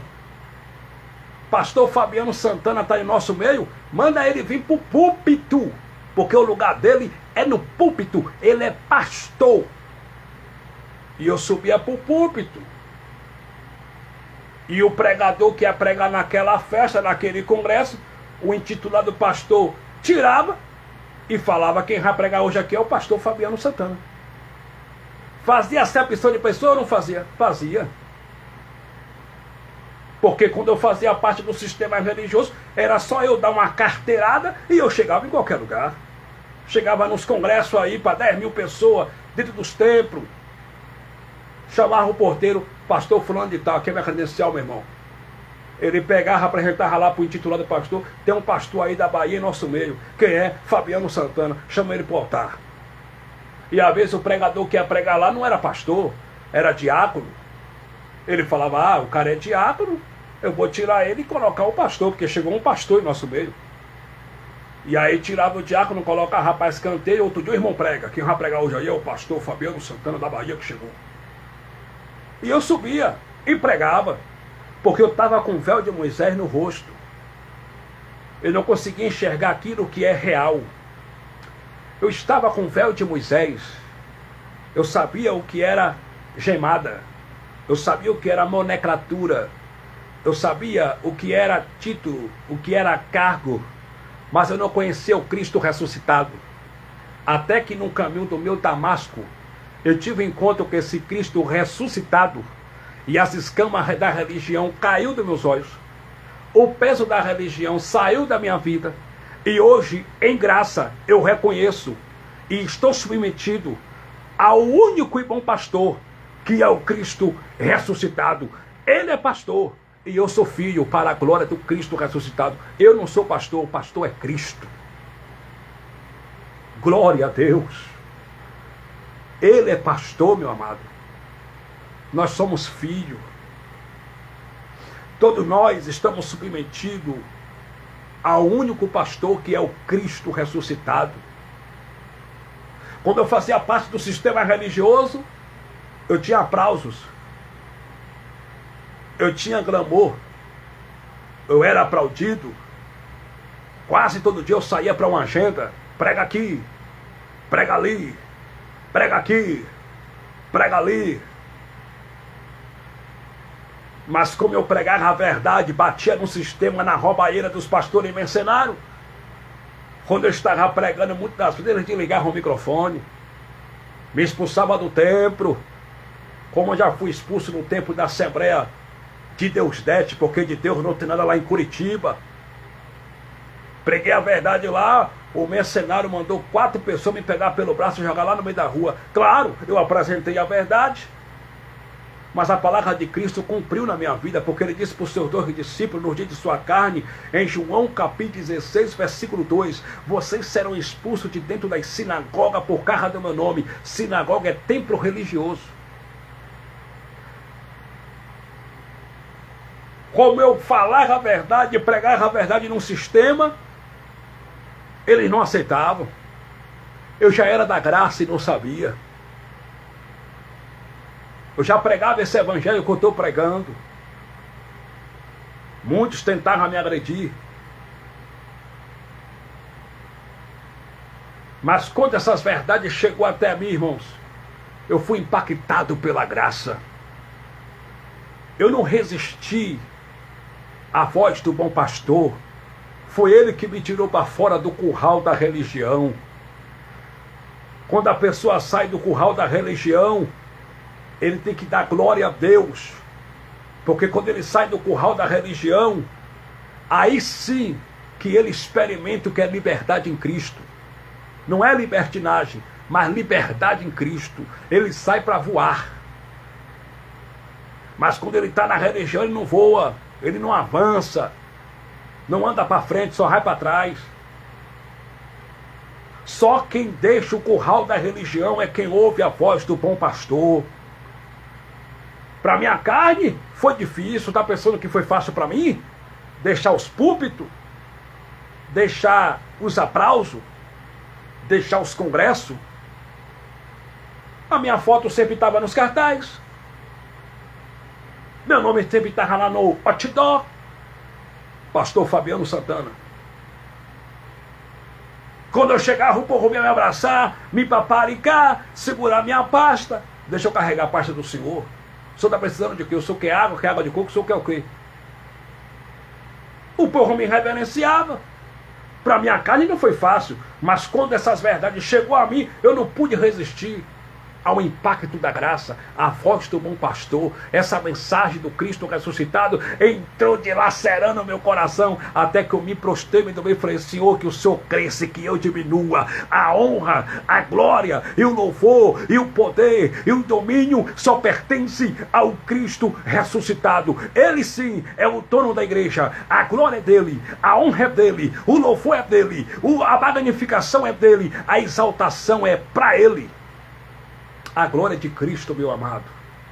Tudo é dele.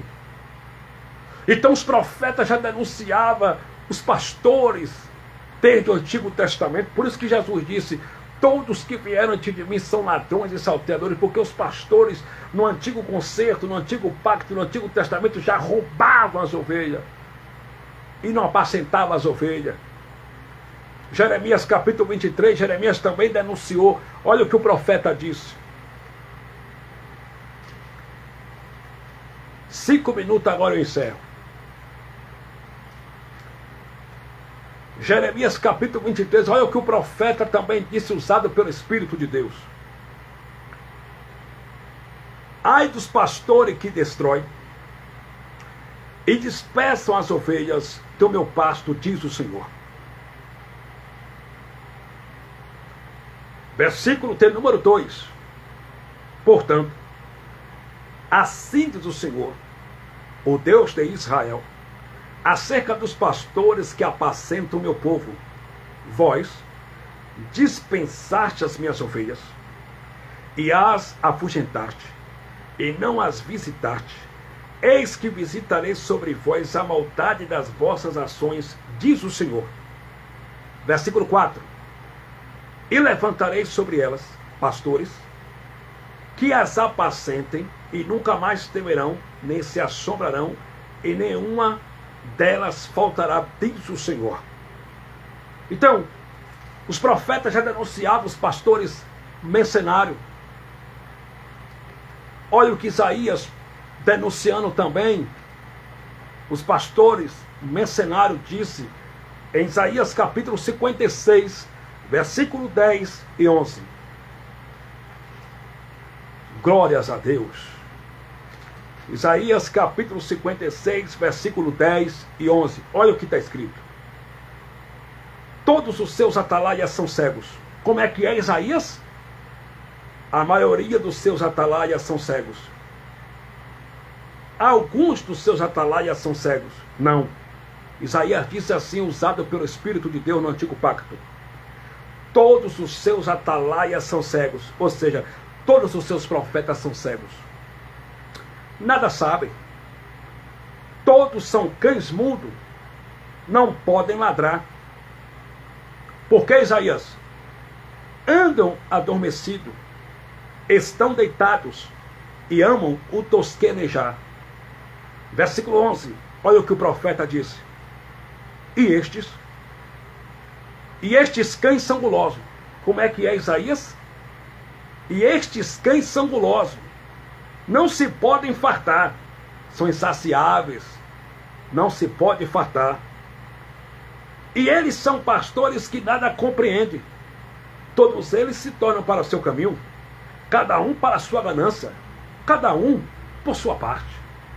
Isaías profetizou que os pastores de Israel eram pastores que não compreendiam nada, faziam coisas sem compreensão, não tinha discernimento. Eles fazem coisas que não compreendem, igual os pastores de hoje. Faz campanha da Rosa Branca. Jesus mandou alguém fazer campanha da Rosa Branca? Não. Mas eles não compreendem nada. Estão com o véu de Moisés. Faz campanha da Rosa Vermelha. Os pastores do Brasil, eles fazem campanha da vassoura ungida e vende por R$100. Da caneta da vitória, caneta da prosperidade, campanha da meia do pá perfeito. Eles fazem campanha do sabonete ungido, que de ungido não tem nada, do envelope ungido, que de ungido não tem nada para você colocar dinheiro dentro para enriquecer eles e a família deles. Eles fazem campanha do travesseiro do bom sonho, do travesseiro ungido, que de ungido não tem nada. Eles fazem campanha da pedrinha de Davi, da vara de Moisés. Eles fazem campanha do cajado de Moisés, da vara de Arão. Eles fazem campanha da multiplicação do azeite, do sal grosso. Mas isso não tem no Evangelho. Isso não tem nas cartas de Paulo. Isso não é Evangelho. Isso nunca foi Evangelho. Isso é macumbogeia. Isso é feitiçaria. Isso é misticismo. Não tem nada a ver com o Evangelho. Primeiro que Jesus nunca fez campanha. Fez? Não fez. Os apóstolos na igreja primitiva nunca fizeram campanha, nunca pregaram campanha. Pregaram também não. Paulo nunca mandou ninguém fazer campanha, ele nunca fez campanha. Fez? Também não. E por que eles fazem campanha? Porque eles usam de astúcia, de estratégia, para prender pessoas dentro dos seus alçapões, para as pessoas abrirem a carteira e derramar tudo lá dentro para eles pegarem e irem para o restaurante comer comida, né? Comer caviar com dinheiro do povo, comprarem joias, ouro para suas esposas, para embelezar suas mulheres com dinheiro do povo. Ah, e tem muitos pastores também que sustentam suas amantes, as piriguetes, com dinheiro do povo. Tem também essa. Conheço um bocado aí que sustenta a piriguete com dinheiro do povo. Pega o dinheiro do povo para embelezar amante. Pega o dinheiro do povo para dar carro para amante. Para dar celular novo para amante. Claro, o dinheiro não é deles, não é suado, não é ralado, não é trabalhado, é do povo. Eles pegam e fazem o que eles querem. Pega o dinheiro do povo para sustentar amante com o dinheiro do povo. Para embelezar suas amantes com o dinheiro do povo. E quando as amantes ameaçam eles e falam que vai contar tudo, o que é que eles fazem para a mulher ficar de piu-piu, boquinha calada? Eles dão cesta básica. Cesta básica o quê? Que cesta básica? Eles dão feira de tudo. Eles dão presente caros. Eles dão dinheiro, dão de tudo. Tem pastor aí que tem filho na rua que nunca foi registrado. Tem ou não tem? Tem.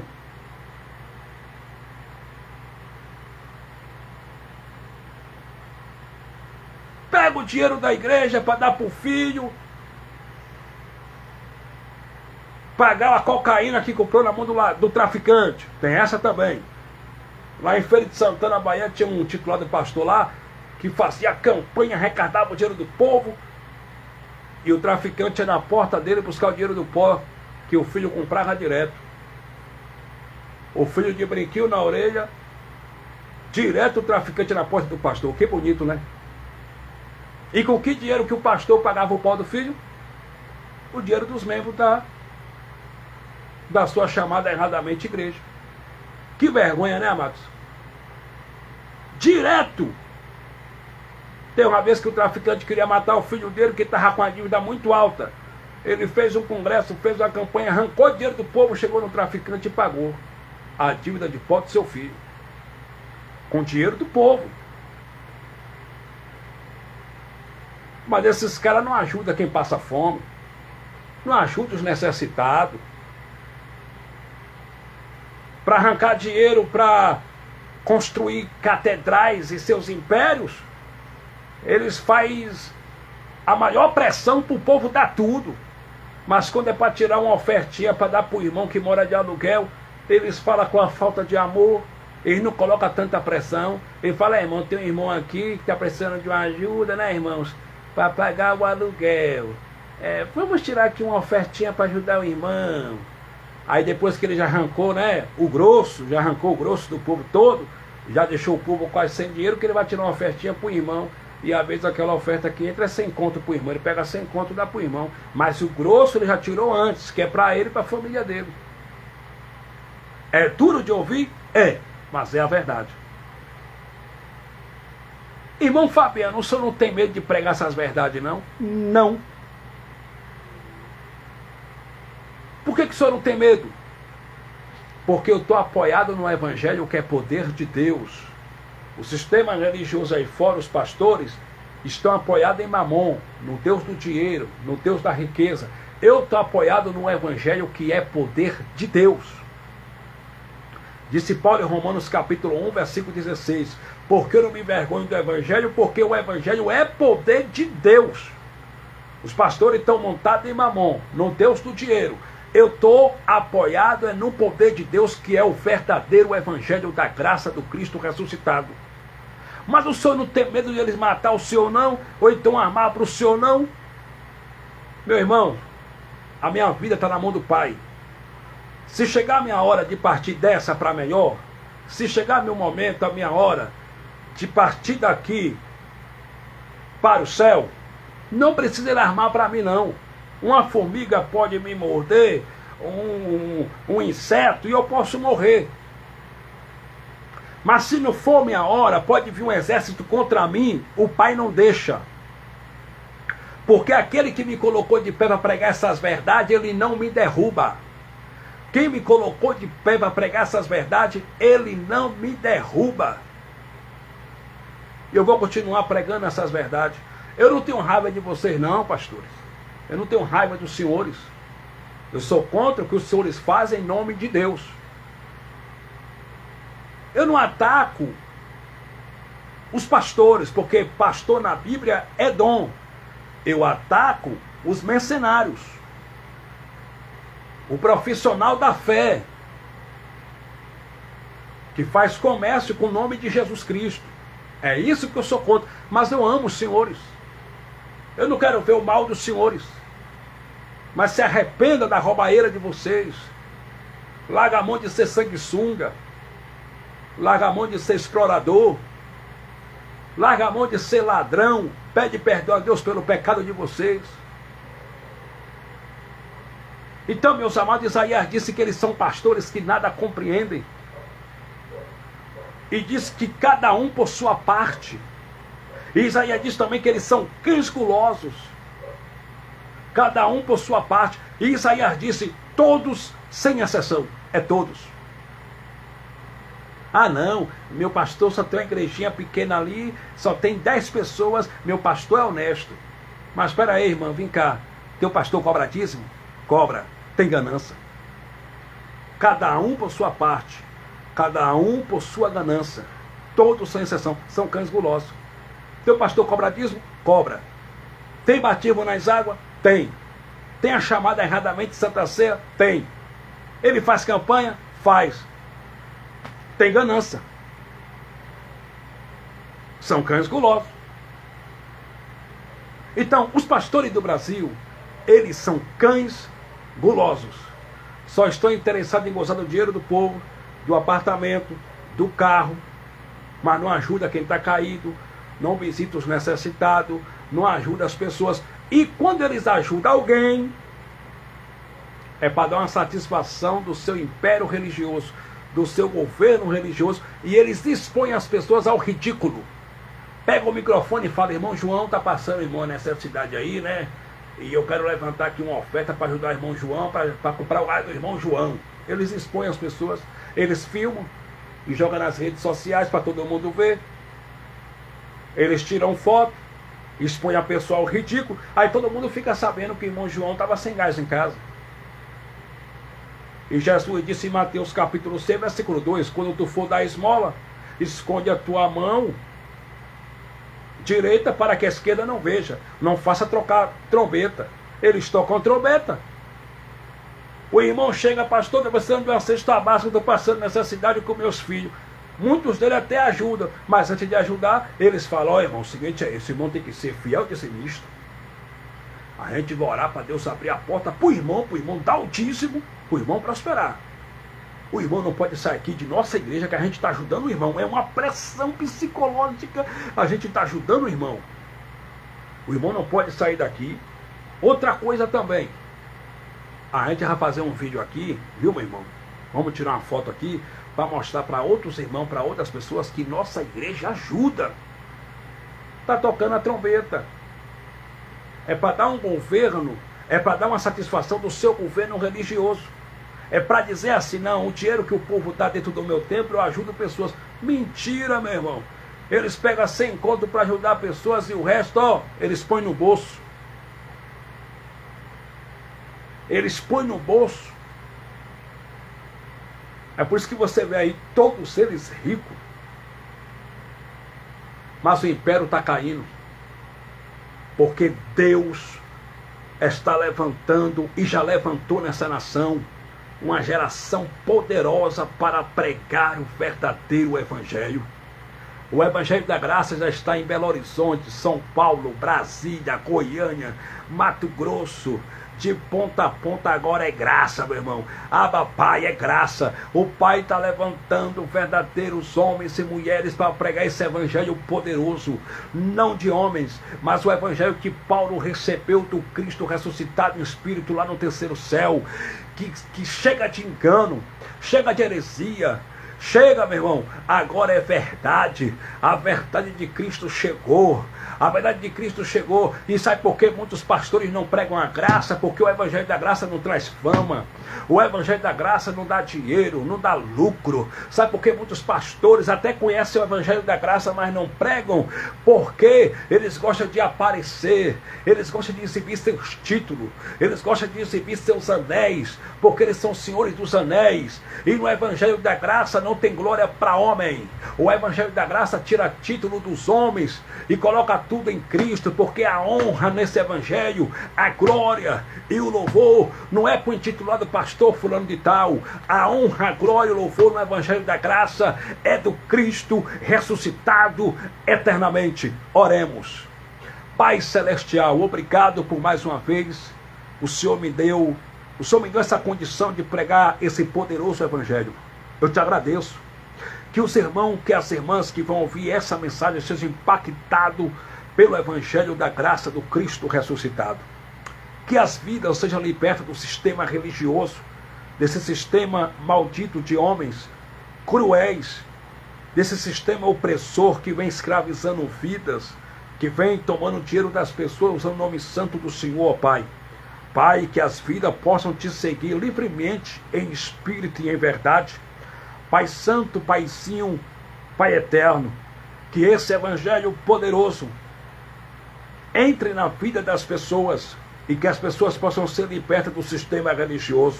Continua abençoando o teu povo. Levanta quem está caído em nome de Cristo ressuscitado. Cura quem está doente segundo a tua vontade. Abre as portas segundo a tua vontade para esse pai de família que não tem o que se alimentar, que não tem o que comer na sua casa. Abra a porta para essa mãe de família, em nome de Cristo, ó Senhor.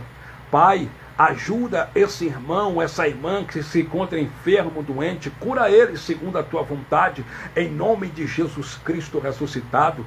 Pai, abre os olhos, Pai, dos pastores. Pai, eu sei que no meio deles, tem muitos também que são filhos. Tem muitos que virão para a graça. No meio desses pastores no Brasil, tem muitos que são escolhidos. Tem muitos que o Senhor vai tirar desse meio, porque às vezes o Senhor permite o erro para que venha o conserto. E existem muitos pastores também que o Senhor trarão para a graça e vai um dia apregoar esse poderoso evangelho, sem comércio, sem nomenclatura, sem gemada, sem glória para homem, aonde a glória e o louvor, o domínio, o poder, a admiração e a exaltação só pertence a ti, ó Cristo ressuscitado. Pai dos Espíritos, continua abençoando o teu povo, restaura, capacita, dá força para orar, porque nós temos que orar, porque Paulo disse em graça e na graça, em 1 Tessalonicenses capítulo 5, versículo 17, orai sem cessar.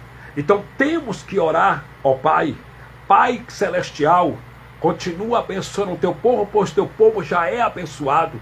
Pai, toma esse homem, essa mulher que está pensando em cometer o suicídio, dá livramento para eles, ó Pai, segundo a tua vontade. Eu não estou dando ordem para o Senhor, porque quem é o homem para dar ordem para o Senhor? Eu estou falando segundo a tua vontade.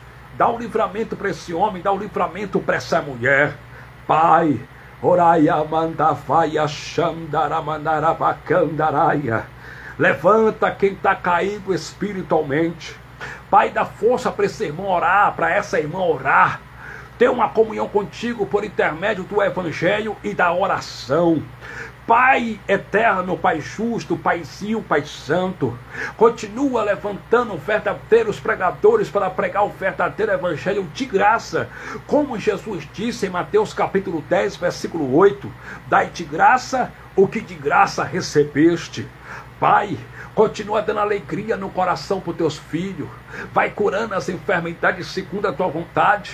Ó Pai, em nome de Cristo ressuscitado, toma até mesmo esse homem que se intitula pastor e que vem há anos aí explorando o teu povo, usando o teu nome. Eu te peço, Pai, segundo a tua vontade, abra os olhos deles espirituais, que eles se arrependam e comece a pregar o verdadeiro evangelho e se arrependa dessa prática pecaminosa, em nome de Cristo ressuscitado.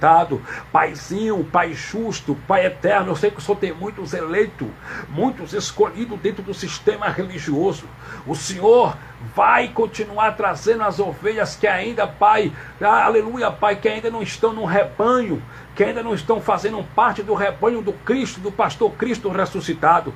Tem muitas ovelhas, meu Pai, que estão desgarradas dentro da religião, dentro dos templos religiosos, onde tem ordenanças da lei de Moisés, aonde tem as práticas da lei, e que o Senhor vai trazer para o evangelho da graça, para se submeter e seguir livremente ao Cristo ressuscitado.